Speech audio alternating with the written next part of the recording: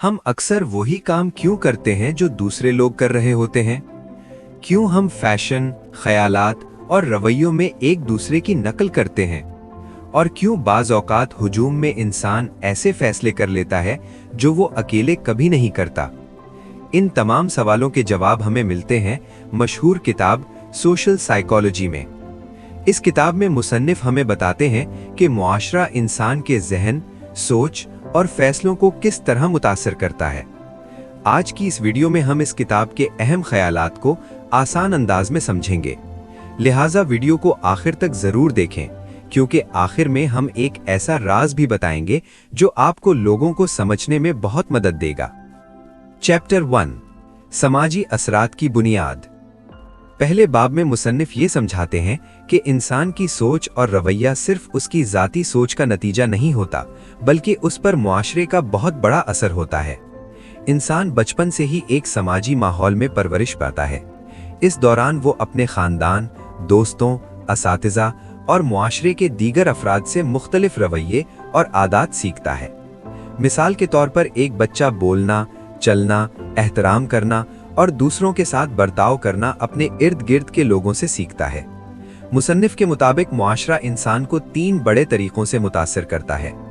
पहला तरीका तकलीद या इमिटेशन है। इंसान फितरी तौर पर दूसरों की नकल करता है। यही तकलीद मुआशरे में रिवायात और सकाफत को एक नस्ल से दूसरी नस्ल तक मुंतकिल करती है। दूसरा तरीका तजवीज़ या असर पजीरी है। बाज़ औक़ात लोग दूसरों की बातों या ख्यालात से इतने मुतासिर हो जाते हैं कि वो बग़ैर ज़्यादा सोचे उनको कबूल कर लेते हैं। तीसरा तरीका हमदर्दी या जज्बाती असर है।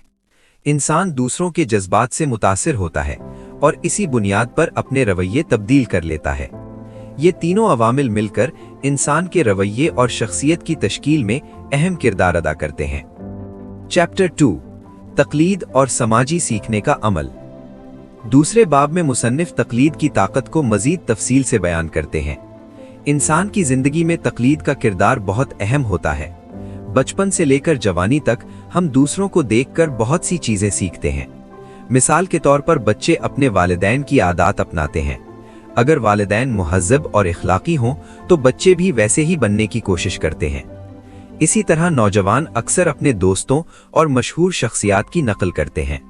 मुसन्निफ के मुताबिक तकलीद सिर्फ आदात तक महदूद नहीं होती, बल्कि ख्यालात और नज़रियात भी तकलीद के ज़रिए फैलते हैं। मसलन अगर किसी मुआशरे में कोई ख़ास फैशन मकबूल हो जाए तो आहिस्ता आहिस्ता ज़्यादा लोग उसे अपनाने लगते हैं। यही वजह है कि मुआशरे में बाज़ ख्यालात बहुत तेज़ी से फैल जाते हैं। लेकिन मुसन्निफ ये भी बताते हैं कि तकलीद हमेशा मुस्बत नहीं होती। अगर लोग किसी गलत या नुकसानदेह रवैये की नकल करने लगे तो इसके मनफी असरात पूरे मुआशरे पर पड़ सकते हैं। इसीलिए मुआशरे में मुस्बत मिसालें कायम करना बहुत ज़रूरी होता है। चैप्टर 3, हुजूम की नफ्सियात। तीसरे बाब में मुसन्निफ हुजूम की नफ्सियात पर रोशनी डालते हैं। जब इंसान अकेला होता है तो वो ज़्यादातर मंतकी और पुरसुकून अंदाज में सोचता है, लेकिन जब वो एक हुजूम का हिस्सा बन जाता है तो उसका रवैया बदल सकता है। हुजूम में लोग ज्यादा जज्बाती हो जाते हैं और बाज़ औक़ात वो ऐसे फैसले भी कर लेते हैं जो वो अकेले कभी नहीं करते।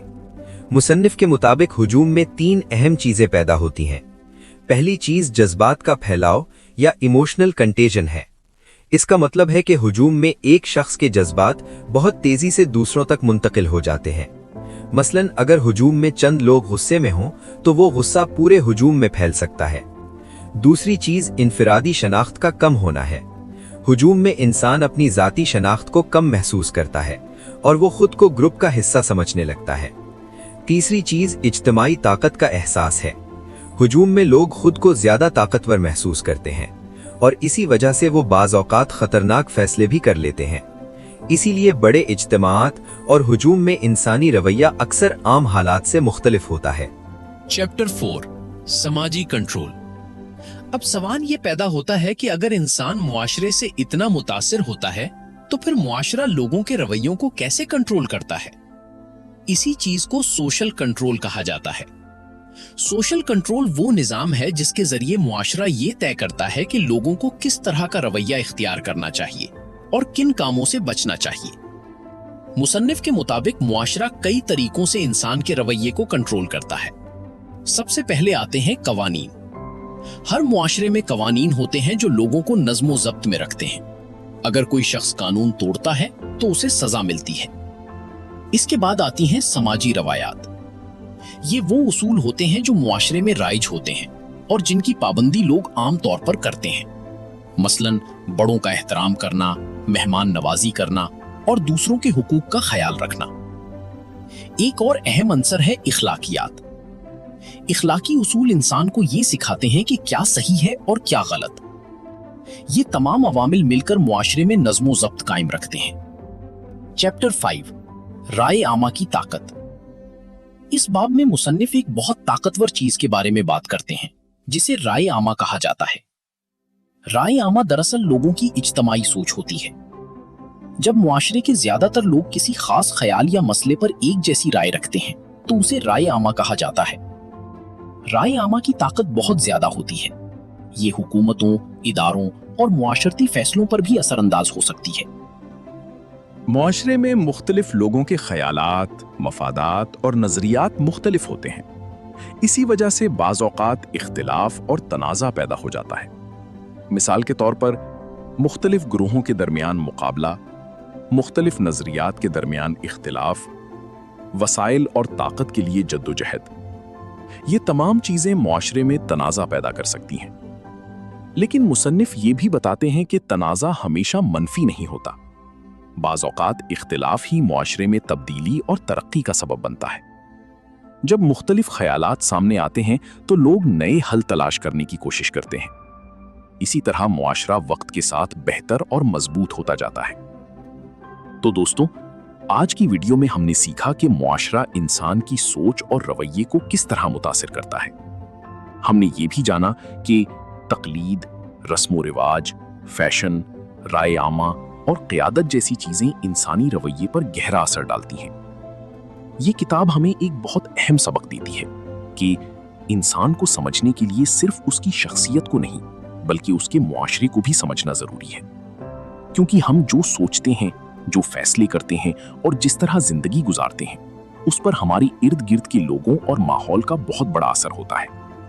अगर हम इन समाजी असरात को समझ लें तो हम ना सिर्फ दूसरों को बेहतर समझ सकते हैं बल्कि अपनी जिंदगी के फैसले भी ज्यादा समझदारी से कर सकते हैं। अगर आपको ये वीडियो पसंद आई हो तो वीडियो को लाइक करें और चैनल को सब्सक्राइब करना ना भूलें, क्योंकि इस चैनल पर हम ऐसी ही दिलचस्प और ताकतवर किताबों के खुलासे आसान अंदाज में पेश करते हैं। और कमेंट में जरूर बताएं कि अगली वीडियो आप किस किताब पर देखना चाहते हैं। मिलते हैं अगली वीडियो में। अल्लाह हाफिज।